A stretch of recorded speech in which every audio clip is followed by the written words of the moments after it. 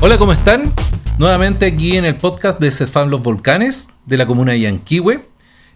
Como nos conversó Jessica Bamondes en uno de los primeros capítulos de este podcast, nos habló de la importancia de la vacunación. Y por eso trajimos a nuestra enfermera a cargo de vacunación. En el plan de vacunación. Preséntate. Tu nombre. Hola Marco, ¿cómo están? Hola a todos. Bueno, yo soy Jessica Pacheco, soy enfermera encargada, no del plan de vacunación, pues Marco. Esto ya es llamado Programa Nacional de Inmunizaciones. Desde ya el año, hace hartos añitos ya. Antes comenzaba como PAI, programa ampliado, eso fue el año 78 aquí en Chile, pero ya hoy día ya estamos con el PNI, Programa Nacional de Inmunizaciones, porque abarca muchos tipos de prestaciones. Sí, yo mientras te iba a invitar a este programa, estuve estudiando, ¿ya? Y es tan importante la vacunación. Cuéntanos, ¿por qué es importante la vacunación de la comuna o de las personas? A ver. Mira, el programa nacional ha sido de impacto para nivel de salud público, ha sido tan importante porque hemos derribado barreras que eran imposibles derribar. Por ejemplo, el objetivo principal de este programa nacional de inmunizaciones es disminuir las enfermedades, la mortalidad y las secuelas, sobre todo en estas enfermedades que son prevenibles, inmunoprevenibles le llamamos nosotros, o sea que nosotros con una vacuna la podemos evitar. Y obviamente ha tenido un avance mundial, porque imagínate que antiguamente en los 1800, siglo XVIII, siglo XIX, la gente se nos moría de viruela, se nos moría de poliomielitis, de sarampión. Entonces, los descubrimientos en el siglo XVIII comienzan de las vacunas con el gran hallazgo de la vacuna contra la viruela, que fue mortandad en ese siglo. Vamos avanzando al siglo XIX y empieza la poliomielitis. Fíjate que yo tengo 48 años, Marco, y la poliomielitis, yo vi niños con poliomielitis en mi infancia. Entonces, niños completamente secuelados, y de sarampión a mi edad, cuando infante, los niños se morían de sarampión. Claro. Y eso llevó a que nuestro estado, Chile, empezara a adoptar lo que yo digo, vacunación, que se llama Programa Nacional de Inmunización. Y por eso es importante. A ver, cuéntanos, ¿en qué están ustedes ahora? El Programa Nacional de Inmunizaciones ya en el siglo XX, en este año se expandió y se hizo como PAI, el Programa Ampliado de Inmunizaciones. Comenzó con vacunas como el sarampión, que fue el gran hallazgo, ¿cierto? La vacuna de la poliomielitis, que es tan importante mencionarla porque la vacuna de poliomielitis, teníamos una vacuna, ¿cierto?, que usábamos del año 50, 60, para el último caso el 75, y ya sacarla, prácticamente tenemos algo inactivado puesto en otra vacuna que se le da a los lactantes. Entonces, eso ya es un avance. Sarampión lo mismo. Hepatitis B, son vacunas que han sido hitos en el siglo XX. La hepatitis B es una enfermedad que se transmite, ¿cierto?, por vía sanguínea, por transmisión vertical de la madre al hijo, por relaciones sexuales, y si tú te enfermas de hepatitis B, tu pronóstico es pésimo, tú falleces o te vas a trasplante, digamos. Claro. Por lo tanto, tener la muerte de hepatitis neonatal era gigante, y hoy día la tenemos. Contamos con la vacuna de hepatitis B para nuestros recién nacidos, para nuestros lactantes. O sea, lo que me estás diciendo quiere decir que yo vacuno a ese recién nacido o lactante, la probabilidad de que se enferme de esa enfermedad es casi cero. Es casi cero. Es casi cero, la sobrevida. Imagínate también, tenemos el impacto que lo vamos a ver más adelante con el descubrimiento de la vacuna del virus del papiloma humano. También. Papiloma humano, que es una de las primeras causas de muerte, cáncer cervicuterino, ¿cierto?, en la mujer. O sea, estamos trabajando para que no se nos enfermen las mujeres. Esa vacunación comenzó el año 2014 para niñas y 2017 para niños. Quiere decir que nuestros niños, en una década más, probablemente ya vemos mujeres sin cáncer cervicuterino. Imagínate. Por una simple, digámoslo así, pinchazo. Por una simple vacuna. No, yo le digo pinchazo. Bueno. Mira, ¿quiénes trabajan ahí? Porque yo sé que no es solamente el tema de colocamos la vacuna, y es un trabajo gigante. De hecho, volvamos al COVID, así, al pasado. Chile tiene un sistema de inmunización tan robusto que es destacado a nivel mundial. A ver, cuéntanos más o menos por qué es tan destacado, por qué tenemos un sistema tan robusto. Mira, esto se define muy fácil. Hoy día nosotros los centros de salud nos estamos comenzando a acreditar y formando protocolos, ¿cierto? Bueno, Vacuna ya tenía sus protocolos de hace décadas. Claro. Fue uno de los programas pioneros. Entonces, la estructura que existe en el programa de inmunizaciones se creó hace décadas. Yo tengo 26 años de enfermera y esto existía desde que estoy en el Programa Nacional de Inmunizaciones 16 años atrás. Ya existía la estructura que ahora recién los centros de salud están exigiendo. Entonces, ellos ya tenían protocolos, ya tenían marcadores, ya tenían estos indicadores de calidad. Entonces, obviamente, Chile iba a ser el líder en esto porque es muy exigente el programa propiamente tal desde la base. De hecho, cuando uno va a vacunatorio, al lugar donde están todas las vacunas, uno se fija en los refrigeradores y tiene unas cositas con puntitos rojos, azules. ¿Qué significa eso? Bueno, tenemos estos refrigeradores que no son específicos para los productos biológicos, ¿cierto? Tienen que tener toda una norma, pues, y entre esas normas es vigilar la cadena de frío, porque estos productos biológicos deben mantenerse en cadena de frío. Pues, entonces, tiene que ser fiscalizado en la mañana, en la tarde, las temperaturas, con termógrafos, que son como unos pendrive que te miden las curvas para que no se te vaya a disparar ni muy arriba ni muy abajo. Es estricto para, en el fondo, dar una vacunación segura. Ese es el objetivo, en el fondo, de mantener esa cadena de frío. O sea, que no se te eche a perder la vacuna. Que no se me eche a perder, porque primero, si hay un cambio de temperatura, entran a cuarentena, no se pueden usar bajo ningún motivo. Y obviamente lo que le estamos inyectando al niño tiene que ser algo completamente seguro. Sí. Ahora yo te preguntaba la robustez. Yo veo cuando a nosotros nos dicen tienen que ir a vacunarse, de hecho todos los empleados de salud es una obligación vacunarnos.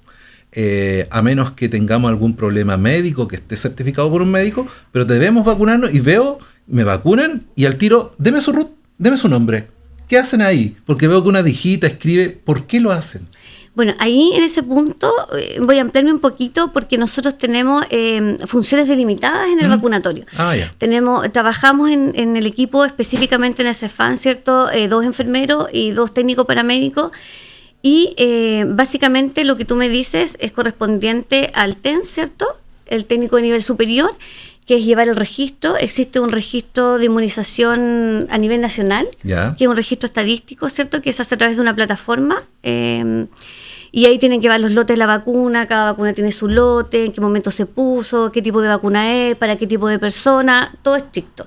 Entonces los paramédicos, los técnicos paramédicos de nivel superior son los encargados de evidencia de registro, ya sea en el registro estadístico, en el registro manual, en el registro del carnet, y en el fondo, por eso es que tú ves tanto puntito, tanto... Sí.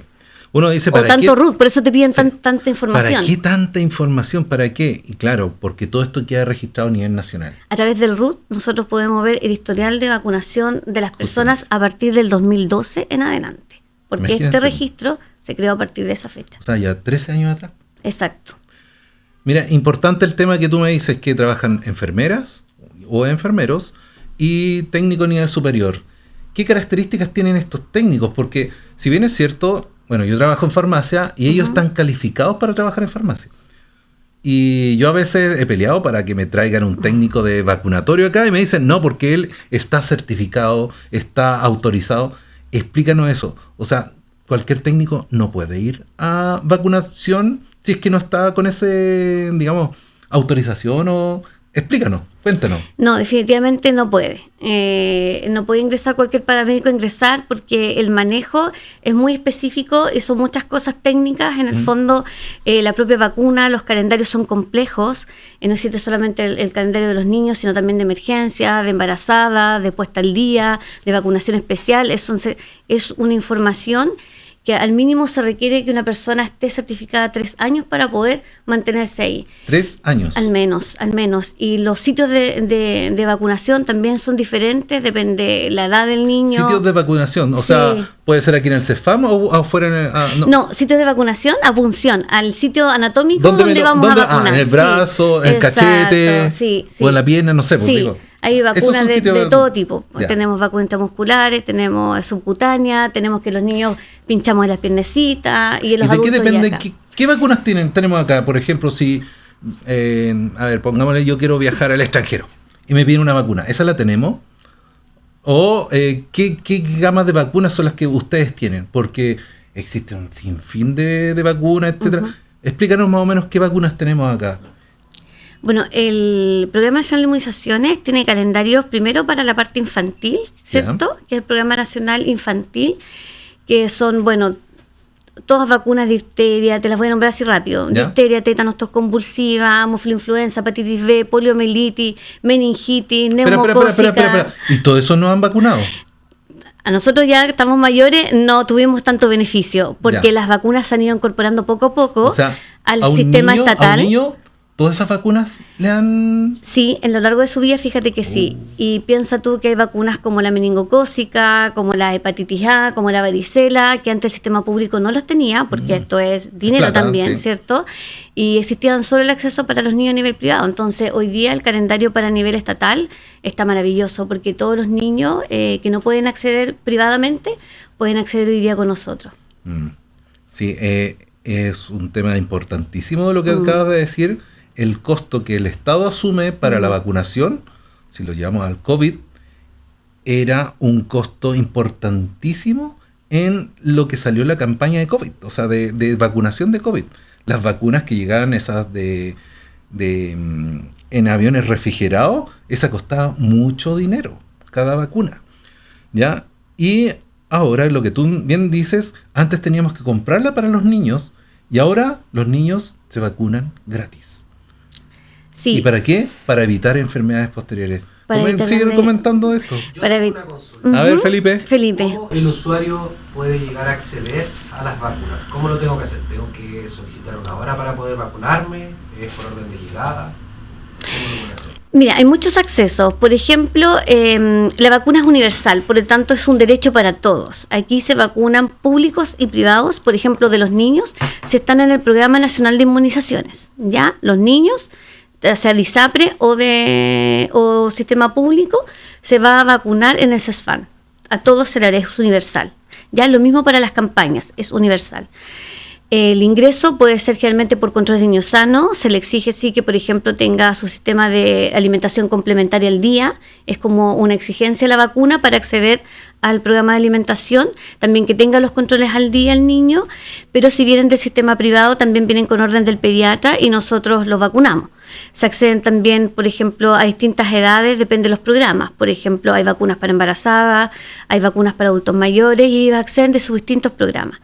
También tenemos una vacunación, que es una vacunación especial, que es un programa de quizás vacunas un poco distinta, entre comillas, que no tenemos en el stock diario. Por ejemplo, la hepatitis B, nosotros no la tenemos en el stock diario. Y tenemos que poner a ciertos pacientes de vacunación especial con estas vacunas. Por ejemplo, un paciente que ingresa a una quimioterapia, una radioterapia, tiene que ponerse ciertas vacunas que nosotros no tenemos, pero las solicitamos al Servicio de Salud y nos las da a través de un formulario, de toda una epicrisis médica, y estos pacientes pueden acceder. Pacientes que ingresan a diálisis también tienen ciertas vacunas que nosotros no tenemos, pero sí ellos nos las dan para que ingresen a su diálisis. Esto se llama vacunación especial. Y es como para todas estas personas, en el fondo, que están en un riesgo, que tienen que acceder a ciertas vacunas que no están en el día a día en un vacunatorio. Y el proceso ese de vacunación especial, explícanos cuánto se demora imagínate, yo tengo que ir a diálisis, por dar un ejemplo, y vengo con la orden médica, etcétera. Tú al pedirlo, ¿cuánto tiempo se demora en que tú hagas esa solicitud, llega la vacuna y yo me vacuno? Mira, lo que es rápido, yo creo que en alrededor de una semana ya está listo. Ya. Lo que se nos puede demorar más es cuando de repente el paciente llega y no llega con todo el informe médico adecuado, ya. porque es muy exigente el Servicio de Salud en cuanto al formulario que tenemos que llenar nosotros de vacunación especial y a la epicrisis del médico. Tiene que ser muy dirigida en lo que está pidiendo y más o menos la historia de la enfermedad. Ya, entonces, ¿qué le diría a este paciente? Le doy Coméntale a toda la población. Sí, los pacientes que acceden a vacunación especial tienen que ir a su médico tratante o especialista, porque generalmente son todos de especialidad, ¿cierto? Ellos hacen un informe médico con la epicrisis y se acercan al vacunatorio. Y traen todos los papeles que Traen tengan. todo el papel y yo ahí comienzo la gestión de un formulario de vacunación especial que va a mi Ceremi y mi Ceremi me autoriza y después ya me manda las vacunas. Ya, mire, eso no lo sabíamos, ¿eh? Yo no tenía idea que existía un sistema especial de vacunación. Yo pensaba que era todo el pool que se tiene o el grupo de vacunas que tú me estabas explicando. Y ahora, ¿qué vacunas son las que están ahora full trabajando ustedes? Cuéntanos. Bueno, estamos en pleno invierno y tenemos 3 grandes campañas, que en el fondo primero es la vacuna contra influenza, ¿cierto?, que se hace a nivel estacional. Nosotros como comuna tenemos que lograr un 85% y llevamos un 81%. Bien. Así que todavía igual nos queda un 4% porque esta campaña termina ahora a fines de junio, principios de julio. Y un llamado también aprovechando, ¿cierto?, esta oportunidad para llamar a los crónicos y a los adultos mayores, que son los porcentajes más bajos que tenemos en este momento la vacuna. Quienes acceden son los lactantes, embarazadas, crónicos, adultos mayores y otras prioridades que son funcionarios públicos, de salud, en el fondo. Repíteselo a la comuna. ¿Qué personas tienen que venir a vacunarse? Para la campaña de influenza 2025 tienen que venir todos los lactantes de 6 meses en adelante, embarazadas en cualquier etapa de la gestación, los enfermos crónicos, los adultos mayores y otras prioridades que se definen varias, porque ahí entra personal de salud, entran personas que trabajan con criaderos de cerdos o avícolas, entran funcionarios públicos y básicamente el llamado es a crónicos y adultos mayores, que son los porcentajes más bajitos que tenemos en esa campaña. ¿Por qué es importante vacunar a tanta población? Es importante porque la vacuna es un bien social. Es un bien social y es un bien de sentido común. Existen personas, Marcos, que no se pueden vacunar. Por ejemplo, hay muchas vacunas que no pueden acceder a niños menores. ¿Ya? Hay otras vacunas que no se pueden poner a personas que están enfermas, porque algunos pueden acceder, por ejemplo, hay personas inmunodeprimidas que no pueden ponerse vacunas porque piensan que las vacunas son inactivadas, son vacunas vidas atenuadas algunas, pero de igual manera puede ser un riesgo para su salud porque esas personas tienen un mecanismo de defensa muy bajito en ese momento. Entonces nosotros creamos, cuando logramos coberturas de ciertas vacunas a un 90%, creamos algo que se llama efecto rebaño. Quiere decir que si se vacuna una población más o menos porcentaje de 90%, el resto de la población que no se puede vacunar, no es que no quiero ni antivacuna, es la que no puede vacunarse, nosotros como un rebaño los protegemos a ellos para que ellos no se enfermen. Es como decir, el efecto rebaño es que el grupo de personas que se vacunó los protege para que el lobo no se las coma. Es un efecto de amor, digo yo. Claro. O sea, yo me vacuno por el que no se puede vacunar. Muy bien, mira. Y las otras 2 campañas que existen rápidamente es la de sarampión, porque estamos haciendo un llamado a los nacidos de 1971 a 1981, porque probablemente esas personas tuvieron, en ese entonces existía solo una vacuna para vacunarse y hicieron campaña en los años 90 para ese rango etario, pero muchos no acudieron. Entonces hace un llamado del 71 al 81 que vengan a ponerse sus dosis de sarampión si es que no tienen claro su calendario. Pensemos que hay brotes en Argentina, en Sudamérica, y Chile está como... Entonces ya sabemos, los que nacimos entre el 71 y el... 81. 81, 10 años. Entonces 71, 81, a vacunarnos contra el sarampión. ¿Ya? Y la última campaña es la de BRS, virus respiratorio sincicial, que no es una vacuna propiamente tal, es solo un anticuerpo que va directo al niño, que protege en un corto plazo, 5 a 6 meses, pero es efectivo para el tiempo estacional de invierno. Y la campaña es los lactantes nacidos el 1 de marzo de este año y los nacidos en octubre del año pasado, que a pesar que ya la tuvieron el año pasado, deben volver a administrársela porque estamos protegiendo a los menores de 2 años y lactantes en riesgo. ¿Qué pasa si no me vacuno? Ese niño, la mamá dijo, no lo voy a llevar a vacunar. ¿Qué le puede ocurrir? Porque es un virus sincicial respiratorio. Tenemos muy poco rechazo al virus respiratorio sincicial, porque la verdad el virus respiratorio sincicial es un virus que realmente deja secuelas crónicas pulmonares en los recién nacidos, para toda la vida. Sí, y tiene una alta tasa también de secuelas graves y de mortalidad en los menores. Entonces, en realidad, la mamá, conociendo el virus respiratorio sincicial, la verdad que hay un acceso a este anticuerpo que era tan caro, porque era carísimo, haya accedido desde el año pasado, y este año la tenemos ya en el sistema público, y de verdad las tasas han mejorado enormemente. Sí. Ya pues, Jessica, te agradecemos. Yo creo que en un tiempo más la vamos a invitar para otra campaña de vacunación. Es algo súper interesante, muy interesante. ¿Algún consejo que nos quiera dar sobre la vacunación? Que no le tengan miedo a las agujas, como hay algunos aquí presentes. Entonces, convérsanos para terminar el podcast. Te doy el consejo al tiro, y lo último que quedó en el tintero fue la puesta al día, que nosotros tenemos muchos inmigrantes, por lo tanto nosotros tenemos la puesta al día para esos niños inmigrantes. Todas las personas inmigrantes se tienen que acercar con el calendario que tengan. Hay que mencionar que los calendarios de los países que están de Sudamérica alrededor de nosotros tienen unos calendarios mucho más precarios que los que nosotros tenemos. Por lo tanto, esos niños tienen que tener el acceso a las vacunaciones de Chile, ¿ya? Y como consejo, sí hay que vacunarse. Primero porque es un acto de amor y es una política comprobada de salud pública que ha parado enfermedades y que se han erradicado enfermedades. Exactamente. Ya pues, nos estamos viendo en el próximo podcast, así que los dejamos invitados. Muchas gracias.